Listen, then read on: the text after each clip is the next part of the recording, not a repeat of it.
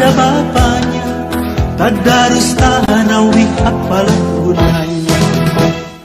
Lapan mengajar merendah hati selalu, tadarus artinya memahami kitab suci, tarawih mendekatkan diri pada ilahi.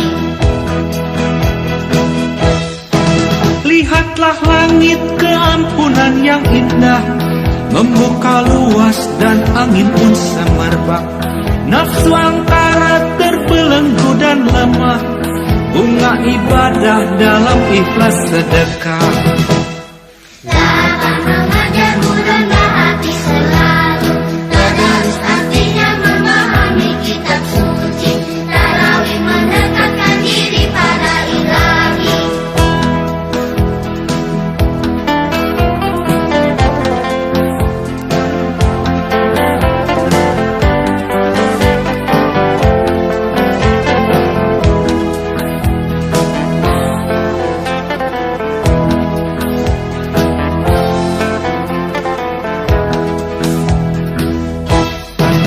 Ada anak bertanya pada bapaknya, buat apa berlapar-lapar puasa?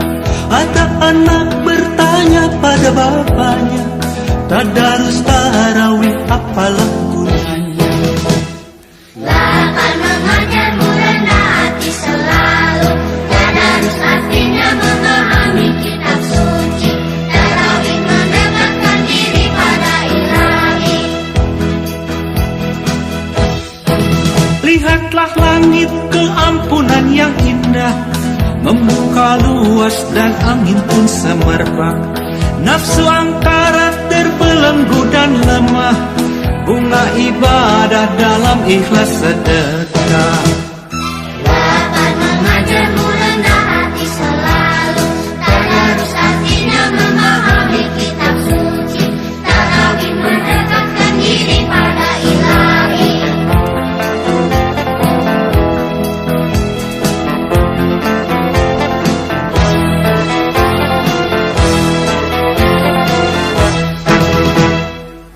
Assalamualaikum warahmatullahi wabarakatuh. Apa kabarnya hari ini anak-anak? Semoga hari ini kalian sehat dan bisa menyelesaikan puasa hingga buka nanti. Alhamdulillahirabbil alamin. Segala puji bagi Allah yang telah memberikan kita kesehatan, kesempatan, dan segala kenikmatan sehingga kita bisa menjalani puasa dengan penuh semangat walaupun masih berada di rumah dan masih dalam kondisi pandemi seperti ini.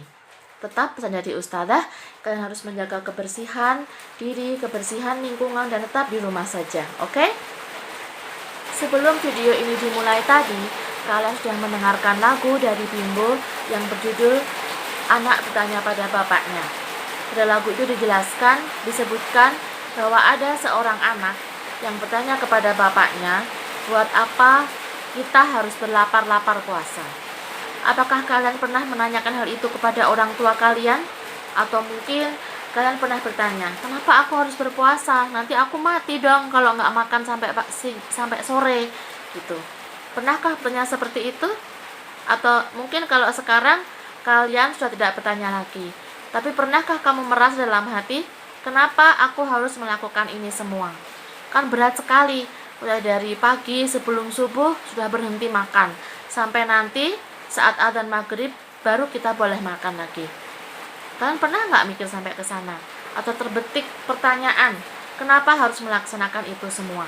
Pernah seperti itu? Oke, ternyata semua perintah dari Allah itu ada hikmahnya. Semua yang Allah berikan kepada kita, baik itu nikmat, baik itu perintah, baik itu larangan, baik itu musibah, semua itu ada hikmahnya. Ternyata dengan berpuasa kita jadi bisa merasakan seperti apa nasib atau kejadian sehari-hari yang dialami oleh orang yang miskin. Maaf ya, dalam hal ini ketika mereka tidak punya makanan untuk dimakan, mungkin mereka bisa makan pada pagi hari, tapi pada malam hari atau siang hari mereka tidak bisa makan. Seperti pada lagu tadi dijelaskan, puasa membuat kita rendah hati selalu. Ketika perut kita lapar, kita tidak akan kuasa, kita tidak akan kuat untuk melakukan kesombongan lagi. Dengan semudah itu Allah memberi peringatan kepada kita. Ya, hanya dengan memberi lapar saja kita jadi teringat kepada Allah. Ternyata dengan lapar saja aku sudah tidak kuat. Bagaimana mungkin aku masih bisa sombong? Kurang lebih dari cerita dari lagu tadi seperti itu. Hikmahnya adalah ketika kita berpuasa, ternyata seluruh tubuh kita ini, terutama saluran pencernaan itu mengalami masa istirahat. Masa istirahat itu dialami berfase-fase seperti hanya berpuasa. Ada 10 hari pertama, 10 hari kedua, dan 10 hari ketiga. Konon, Alkisah, 10 hari pertama adalah masa detoksifikasi atau pembuangan racun dari dalam tubuh kita. Pada masa itu mungkin kalian merasa tidak enak, seperti perut terasa panas, masih terasa lapar, sering merasa lemas, begitu. Kenapa kita lemas? Kenapa kita lapar sekali, panas sekali perutnya, atau bahkan maaf ya, ke belakangnya jadi bermasalah, tidak bisa ke belakang atau bahkan ke belakang berlebihan. Kenapa? Karena kita itu dihentikan dari makanan yang biasa kita makan. Kita biasa makan karbohidrat, kita biasa makan gula, dihentikan dulu, dan itulah efek yang terjadi. Kalian merasa tidak kuat dan sebagainya. Tapi pada 10 hari kedua, tubuh racun, diperkirakan semua racun dalam tubuh kita atau sebagian besar racun dalam tubuh kita sudah dikeluarkan.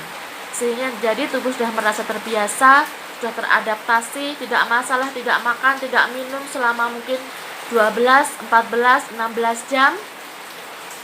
Nah seperti itu, sudah mulai enjoy, sudah merasa enak. Dan ketika itu saluran pencernaan atau bagian tubuh yang lainnya melakukan pembaruan sel-sel yang telah rusak, karena bekerja tiada henti ketika kita tidak berpuasa.